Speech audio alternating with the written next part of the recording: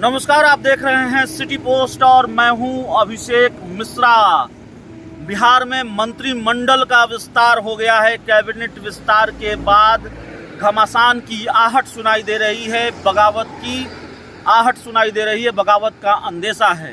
दरअसल बिहार में कैबिनेट का विस्तार तो हो गया। बिहार के मुख्यमंत्री नीतीश कुमार और तेजस्वी यादव ने मिलकर बीजेपी को सत्ता से बेदखल तो कर दिया, लेकिन कई चुनौतियां अब सरकार बनने के बाद, मंत्रिमंडल विस्तार के बाद तेजस्वी यादव और नीतीश कुमार के सामने हैं। कांग्रेस के सामने भी है, महागठबंधन में शामिल वो भी एक दल है। तो नीतीश कुमार के सामने चुनौती के रूप में एक उपेंद्र कुशवाहा है और ऐसा लगता है जैसे वो उन्होंने खुद भी कहा वो नाराज नहीं है। मंत्री अगर उनको नहीं बनाया गया है और उनकी नाराजगी नीतीश कुमार दूर कर देंगे, पहले भी दूर करते रहे हैं, तो उपेंद्र कुशवाहा को छोड़ देते हैं। अजीत शर्मा मंत्री नहीं बनाए गए कांग्रेस कोटे से। मदन मोहन झा मंत्री नहीं बनाए गए कांग्रेस कोटे से, माफ कीजिए, हाँ कांग्रेस कोटे से।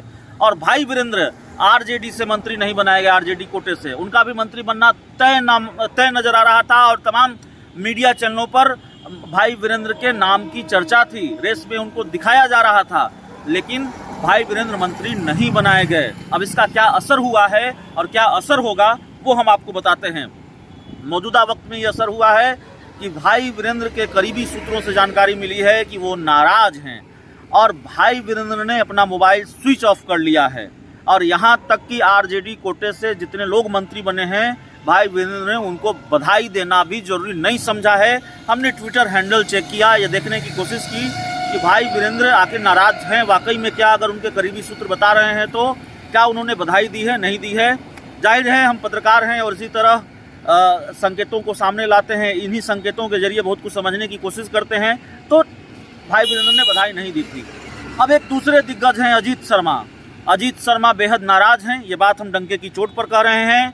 अजीत शर्मा के जो करीबी लोग हैं उनमें बेहद नाराजगी है और इस नाराजगी का बड़ा विस्फोट सामने आ सकता है, यह भी बात हम डंके की चोट पर कह रहे हैं।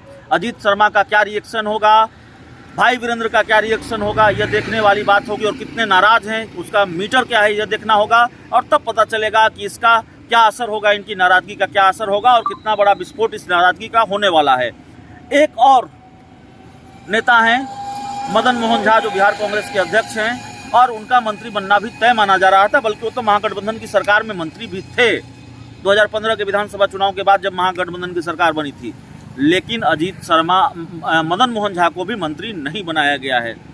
तो तीन दिग्गज कांग्रेस और आरजेडी खेमे से, और तीनों का टिकट, तीनों का मंत्री पद से पत्ता साफ हो गया, तीनों को मंत्री नहीं बनाया गया। तो जाहिर तौर पर घमासान की आहट सुनाई दे रही है। कितना बड़ा घमासान होगा देखना होगा। सबसे बड़ी चुनौती है कि लालू यादव बिहार में नहीं है और तेजस्वी यादव विशुद्धों को मनाने में, सिर्फ भाई वीरेंद्र की बात नहीं है, दावेदार तो कई थे जिनका आखिरी वक्त में पत्ता साफ हुआ है। जाहिर तौर पर उनके अंदर भी नाराजगी होगी और भी कई ऐसे लोग हैं जिनको लग रहा था उनको मंत्री बनाया जाएगा, वो भी रेस में हैं, उनको नहीं बनाया गया। जाहिर तौर पर उनकी भी नाराजगी होगी। तेजस्वी यादव इनको मना पाते हैं कि नहीं मना पाते, उनके लिए बड़ी चुनौती है। लालू होते तो शायद ये काम तेजस्वी के लिए आसान होता। दूसरी तरफ कांग्रेस के अंदर भी बड़ी नाराजगी है। तो देखिए आगे आगे होता है क्या।